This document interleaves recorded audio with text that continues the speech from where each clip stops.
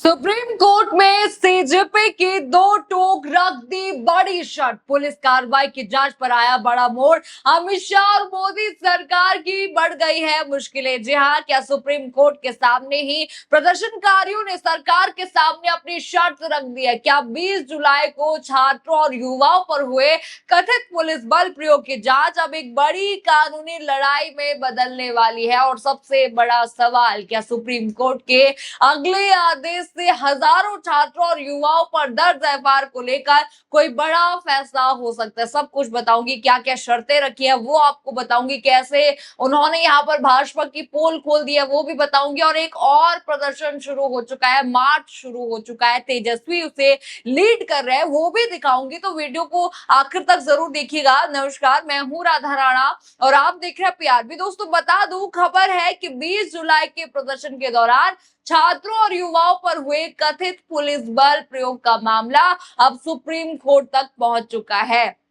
अब देखिए दोस्तों, इतिहास में पहली बार सीजेआई साहब के सामने ही एक बड़ी शर्त रख दी गई है सीजेपी के द्वारा, कॉकरोच जनता पार्टी के द्वारा। चलिए वो आपको सब कुछ यहाँ पर बताऊंगी, लेकिन उससे पहले आपको बता दूं, तेजस्वी यादव ने बिहार में राजभवन मार्च में निकल चुके हैं, सड़क पर उतर चुके हैं। बता दूं, सीवान में छात्र आंदोलन के दौरान AK-47 से फायरिंग के मामले को लेकर तेजस्वी यादव पटना की सड़कों पर उतर चुके हैं। नेता प्रतिपक्ष जेपी गोलंबर पहुंच चुके हैं। यहां से वे राजभवन तक करीब 5 किलोमीटर लंबे मार्च में शामिल हो चुके हैं। जरा शामिल होने की वो वीडियो देखिए।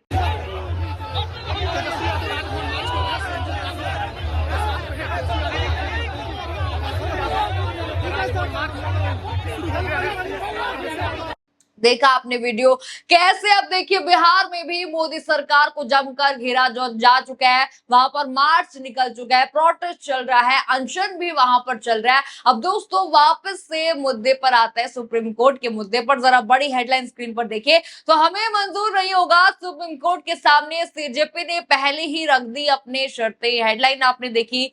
अब देखिए, शर्तें रख दी गई हैं। दरअसल 20 जुलाई को दिल्ली में संसद चलो मार्च के दौरान प्रदर्शनकारियों और पुलिस के बीच हुई झड़प और कथित बल प्रयोग का मामला सुप्रीम कोर्ट पहुंचा है। उस दिन की वीडियो और तस्वीरों में पुलिस की कार्रवाई को लेकर कई सवाल यहां पर उठे थे। आपको याद होगा, पैलेट गन चली थी, वहां पर आरोप लगाए गए कि छात्रों और प्रदर्शनकारियों पर लाठी चार्ज हुआ था, सबने देखा। और अब देखिए, इसके बाद इस मामले को लेकर कई याचिकाएं सुप्रीम कोर्ट में दाखिल हुई थी। अब सुनवाई के दौरान सुप्रीम कोर्ट ने प्रदर्शनकारियों के खिलाफ दर्ज एफआईआर की जानकारी यहां पर मांग ली है।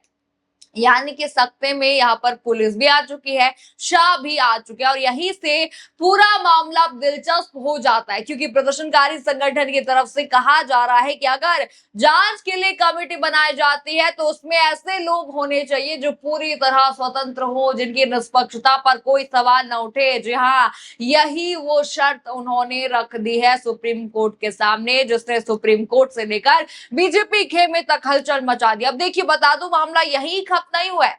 इतना ही नहीं है, संगठन की तरफ से कमेटी में अपने प्रतिनिधियों को शामिल किए जाने की मांग भी सामने आई है। सीजेपी के जो संयोजक है सौरभ दास और लीगल मामलों की जो प्रमुख है रत्ना सिंह, इनका वीडियो भी है वो भी दिखाऊंगी। पर देखिए, इन्होंने सोमवार को सुप्रीम कोर्ट के बाहर साफ कह दिया कि उन्होंने अपनी मांगे नहीं यहाँ पर की है, लेकिन फिर भी यदि कमेटी बनाई जा रही है तो इसके सदस्य स्वतंत्र हो और शक के दायरे से बाहर हो। सीजेपी ने कमेटी में उनके सदस्यों को भी शामिल करने की बात कही है, यानी कि हमारे भी सदस्य जो हैं उनको शामिल कीजिए। सुप्रीम कोर्ट में कहा कि प्रदर्शनकारी छात्रों के खिलाफ पुलिस की ज्यादती की आरोप की जांच के लिए एक उच्च स्तरीय समिति गठन किया जाए, जिसमें रिटायर्ड जज होंगे, जज यहाँ पर होंगे, एक पूर्व डीजीपी वहां पर होंगे, सीबीआई के पूर्व डायरेक्टर वहां पर होंगे और अन्य सदस्य भी शामिल होंगे। चीफ जस्टिस सूर्यकांत और जयमाल्या बागची और वी मोहना की बेंच ने कहा कि समिति में शामिल किए जाने वाले अन्य सदस्यों के बारे में अलग अलग पक्षों से सुझाव मिलने के बाद उसके गठन का आदेश बुधवार को जारी किया जाएगा। यानी कि आज ये दिन है, आज के दिन जारी किया जाएगा। आज भी सबकी नजरें यहाँ पर, निगाहें जो है सुप्रीम कोर्ट पर है। सुनिए किस तरीके से सुप्रीम कोर्ट में हियरिंग के बाद, सुनवाई के बाद जब बाहर सौरभ दास यहाँ पर आए, वो बाहर निकलते हैं तो क्या कुछ कहते हैं, जरा सुनिए। दोस्तों, ये सरकार फिर से युवाओं के साथ बहुत बड़ा विश्वासघात करने जा रही है। आज सुप्रीम कोर्ट में जो बंच ऑफ पिटिशंस है, जिसमें पुलिस ब्रुटैलिटी मतलब जुलाई 20 को जो युवाओं के साथ बर्बरता हुई थी जंतर मंतर में, उसके बारे में पिटिशंस का हियरिंग था। उस हियरिंग में हम दोनों गए थे। वहां पे आज सुप्रीम कोर्ट के जजेस ने क्लियर कर दिया एंड सरकार से क्लियर करके बोला कि आप हमें FIRs, जो सारे देश भर में FIRs हुए छात्रों के खिलाफ, युवाओं के खिलाफ, उसका एक लिस्ट दे दीजिए। वो लिस्ट मिलते ही हम अपना आर्टिकल 142 पावर यूज करके वो सारे FIRs को एक झटके में खत्म कर देंगे, क्वॉश कर देंगे। सुना आपने ये वीडियो, सुना आपने, उन्होंने कहा कि ये सरकार युवाओं के साथ बहुत बड़ा धोखा करने वाली है। सौरभ दास का दावा है कि सुप्रीम कोर्ट ने सरकार से छात्रों और युवाओं के खिलाफ दर्ज FIR की सूची मांगी है। CJP के सौरभ दास ने कहा कोर्ट छात्रों के ऊपर लगे सभी मामले रद्द करना चाहती है। आरोप उन्होंने कोर्ट पर लगा दिया, मगर सरकार छात्रों की लिस्ट यहाँ पर नहीं दे रही है। सरकार अपने वादे से मुकर रही है। अगर सरकार ने हमारी नहीं सुनी तो हम फिर से सड़कों पर उतरेंगे, पिछली बार से बड़ा आंदोलन करेंगे। ये चेतावनी वो दे चुके हैं। यानी कि एक बार तो धर्मेंद्र प्रधान का इस्तीफा हो चुका है, फिर से यहाँ पर आंदोलन होने जा रहा है। उनके मुताबिक अदालत ने यह भी संकेत दिया कि आम छात्रों और युवाओं के खिलाफ दर्ज मामलों को अलग करके देखा जा सकता है, जबकि गंभीर आपराधिक मामलों वाले अपराधियों को मामलों की अलग जांच यहाँ पर की जा सकती है। अब देखिए, लेकिन उनका आरोप है कि सरकार की तरफ से FIR की पूरी सूची देने को लेकर स्पष्ट जवाब यहाँ पर नहीं दिया गया और यहीं से प्रदर्शनकारी संगठन सरकार पर सवाल उठा रहे हैं। उनका कहना है कि अगर आम छात्रों के खिलाफ दर्ज FIR को लेकर कोई फैसला हो सकता है तो सरकार पूरी सूची अदालत के सामने क्यों नहीं रख रही है। अब दोस्तों, आज की सुनवाई इसलिए भी बेहद अहम यहाँ पर मानी जा रही, क्योंकि अगर स्वतंत्र जांच समिति बनती है तो 20 जुलाई की पूरी घटना की जांच का रास्ता साफ हो सकता है। किसने क्या किया, पुलिस ने बल प्रयोग क्यों किया, किसने पैलेट गन का आदेश यहाँ पर दिया, क्या कार्रवाई नियमों के मुताबिक यहाँ पर हुई थी, क्या छात्रों के खिलाफ दर्ज FIR सही थी, सब कुछ वहां पर जांच होगा। यानी कि अमित शाह के खिलाफ जो सबूत यहाँ पर है ना, राहुल गांधी जो पेश कर चुके हैं, वो भी सत्ते में आ सकते हैं।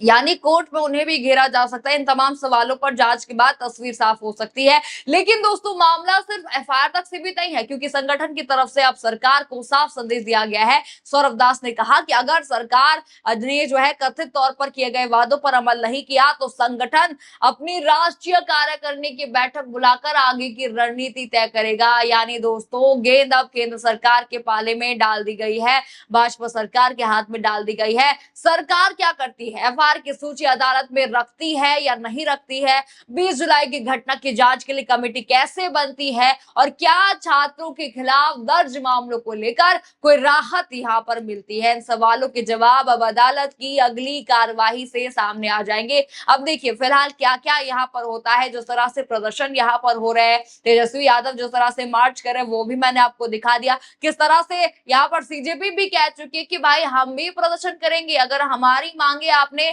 यहाँ पर सही नहीं की। और तीसरी तरफ देखिए, सुप्रीम कोर्ट में अगर ये कार्रवाई चलती है, ये बुलाई जाती है, तो अमित शाह यहाँ पर बहुत बड़े खतरे में आ सकते हैं। लेकिन सुप्रीम कोर्ट की भूमिका यहाँ बेहद ही महत्वपूर्ण भी हो जाती है, क्योंकि अगर अदालत एक स्वतंत्र जांच समिति गठित करती है और FIR की पूरी सूची मंगवाते हैं तो 20 जुलाई की घटना की जांच की ये प्रक्रिया बहुत आगे बढ़ सकती है। और दोस्तों, इसी वजह से कहा जा रहा है कि सबकी नजरें यहाँ पर सुप्रीम कोर्ट पर है, क्योंकि आज सिर्फ एक कमेटी के गठन का सवाल नहीं है। सवाल ये है कि क्या 20 जुलाई की पूरी घटना की निष्पक्ष जांच होगी, क्या छात्रों के खिलाफ दर्ज FIR का पूरा रिकॉर्ड सामने आएगा। अब सबसे बड़ा सवाल यहाँ पर मैं आपसे पूछती हूँ, क्या सुप्रीम कोर्ट को 20 जुलाई की घटना की पूरी जांच यहाँ पर करवानी चाहिए? क्या छात्रों पर जो लाठीचार्ज हुआ है, पैलेट गन चली है, क्या उसकी जांच होनी चाहिए? और क्या आपको लगता है कि अमित शाह की जो है खतरे की घंटी यहाँ पर बज चुकी है? आपको जो भी लगता है हमें कमेंट बॉक्स में अपनी राय जरूर बताइए।